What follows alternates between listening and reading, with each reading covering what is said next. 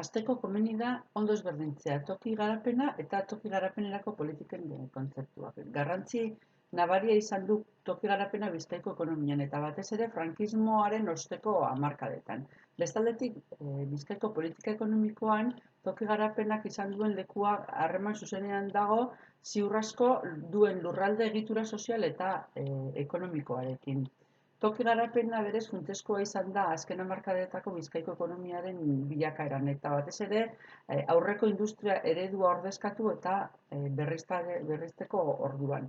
Egiaz, ordura arte ezkerraldean kontzentratuta zegoen eta porrot egin zuen industria astuna enpresa txiki eta ertainek osaturiko sare zabal batez ordezkatu zuten.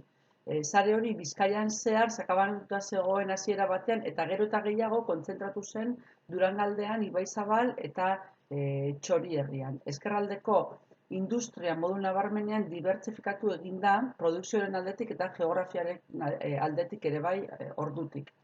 Bestalde, toki garapena ez da egon gure politika publikoetatik kanpo. Hainbat ahalegin egin dira foru aldundiak eta toki garapenerako udal eta eskualde egiturak indartzeko asmoarekin. Eta hala ere egitura horiek oro har toki garapeneko politikek Bizkaian orain arte izan duten arrakasta ez da oso handia izan salbuespenak salbu. Arrakasta falta honen atzean ziur asko Bizkaiko ekonomiaren egitura bera dago.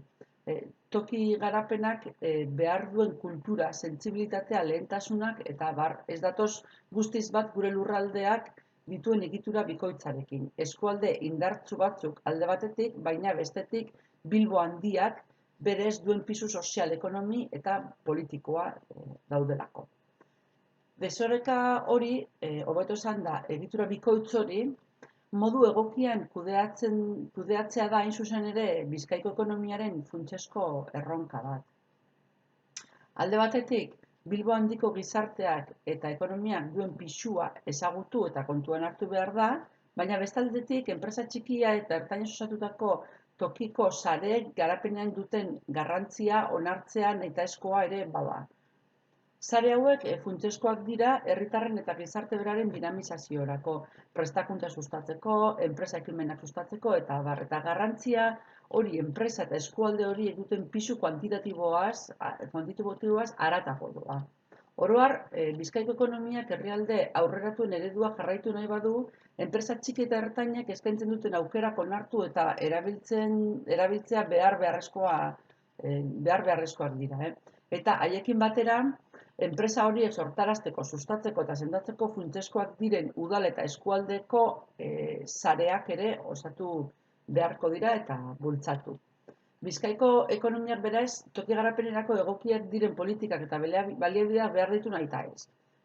Horrek eskatzen du alde batetik udal eta eskualdei horretarako eman behar zaizkien eskumenak eman eta baliabidez hornitzea, eta bestaldetik foru aldundiak Eusko Jaurlaritza bideratzen diren politiketan Bilbo handitik kanpoko eskualdeek duten garrantzia kuantitatibo eta kualitatiboa ere kontutan hartzea, eta eskualde horien garapen ekonomikoan behar duen politika eta egitura propioak onartu eta sustatzea. Horre guztiak eskatzen du ziur asko ondo ezberdintzea Bizkaiko politika ekonomikoen barne eskualde mailako toki politikak eta bestaldetik Bilbo handiak behar dituen politika ekonomiko bereziak. Bilbo handiak bere egitura sozial eta ekonomikoagatik eta bere lurralde egituragatik oso zaila du tokiko sare ekonomikoak sortu eta indartzeko. Edo behintzat Bilbo handitik kanpoko eskualdeak alduten neurrian. Beraz, garrantzi handikoa da berezko estrategia bat diseinatzea Bilbo handiko garapen ekonomikoa sustatzeko kontsumo eta zerbitzuetatik aparte, eta hiri mailako industria garapeneko estrategia propio bat behar du Bilbo handiak, industria handi berrien zain egon gabe, ekimen propioa garatzeko eta ekimen propioak garatzeko gai izan behar duena. Beraz, gure ustez, bi horiek izan behar dira Bizkaiko toki garapena sustatzeko politiken oinarri berriak. Alde batetik, Bilbo handian industria ekimenak sustatzeko estrategiak aztertu eta lantzea, noski, eta bestaldetik Bilbo handitik kanpoko eskualde mailako politikak indartzea. Aldi berean, esparru bi horiek behar diren neurrian ezberdintzea ere nahitaezkoa da. Ez bata eta ez bestea baztertuta geratu ez daitezen.